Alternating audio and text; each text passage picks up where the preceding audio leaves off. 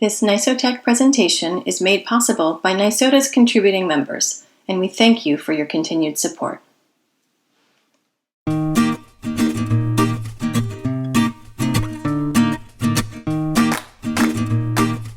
I have been a school-based occupational therapist for 20 years. I've always worked in a school full-time, and then I've had some other things that I did on the side.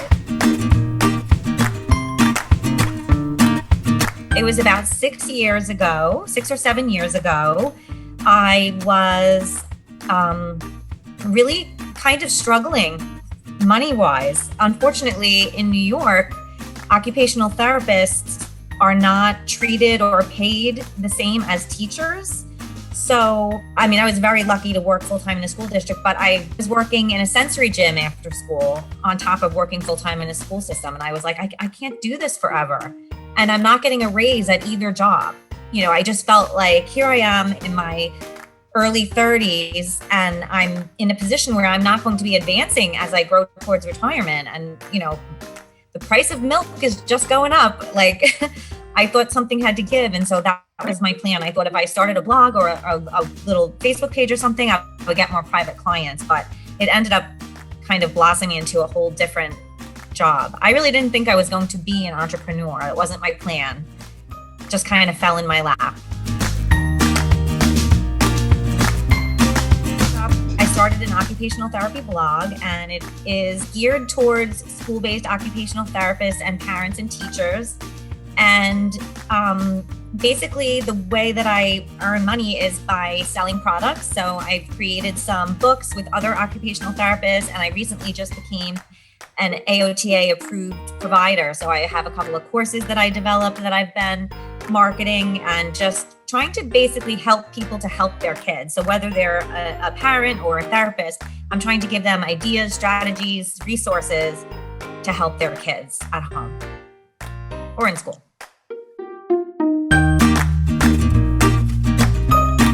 Scissor skills activities or ideas. I've done a lot of videos that I've posted on my Facebook page of simple tricks and tips of how to help your child with things like shoe tying or getting started with cutting skills, or even how to help your middle school to improve their handwriting, because that's a tough one. A lot of people are looking for handwriting tips and tricks, or hand strength or pencil grasp or visual perception. I've just come up with workbooks and printables that parents can use to help guide them through the process.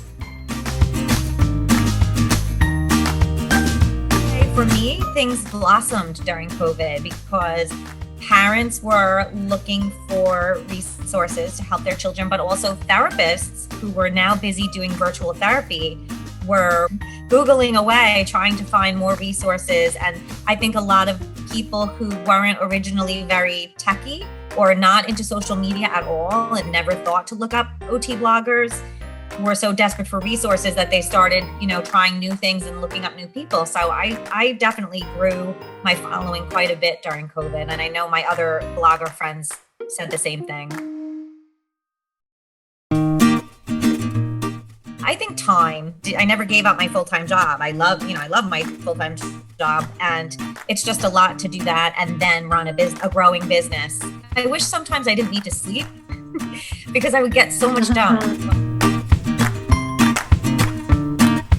I think that I get to help people. I feel like one of the things that I'm going to be changing about my business is that I'm going to be gearing my resources and some of my information about advocating for school-based occupational therapists. So as I change my website over a little bit, it's been really nice that this has been a passion of mine for so many years, but a lot of people didn't know about it. And it was hard for me to connect with other occupational therapy practitioners that did know about the problems about OTs not being treated equally according to the law.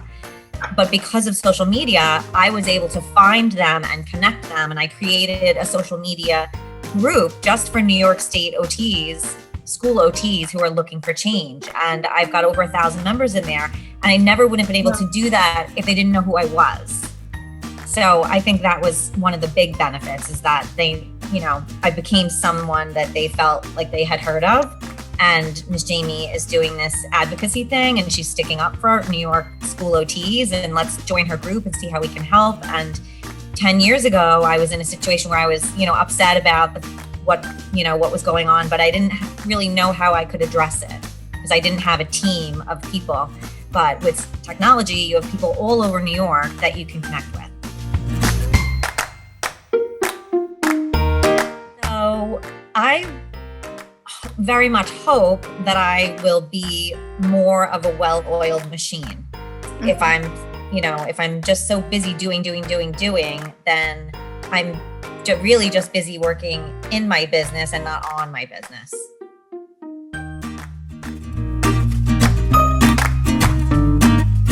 My website is missjamieot.com, and it's JAIME. And my Facebook is Facebook.com/MissJamieOT, and Instagram is the same, MissJamieOT, but it's always JAIME. But what I wish I would have done is to educate myself more about the process. I'm a diver, so I just dove in, bought a website, bought a domain, started blogging, and everything was terrible. I didn't know what I was doing, so I also didn't know it was bad. But I think it's just important to almost make a map of what you plan or want your journey to be, and then you can work on everything going towards that end goal. Otherwise, you end up sometimes finishing something, and then the other thing you want to do is not completely related, or it's not as cohesive as it could have been with your next product. Just give yourself a little time to plan it out better. It will always end up better. I would definitely recommend that you follow business people that you really like or that you look up to. And if you don't have any, I love Marie Forleo and I love Amy Porterfield. They're both amazing, great, inspirational women. And if you're a school OT, please join USA School-Based OTs Looking for Change and New York School-Based OTs Looking for Change and NYSOTA, because NYSOTA is helping us to make these changes to just better everything, better things for us in the schools, make it better for the children, make it better for the communities. Once OTs have a voice and a seat at the table, it's going to look a lot better in the school systems. For more information about our featured entrepreneur, to connect with the New York State OT Entrepreneurial Collective, or to become a supporting member of the New York State Occupational Therapy Association, follow the links in the description below this video. And thanks!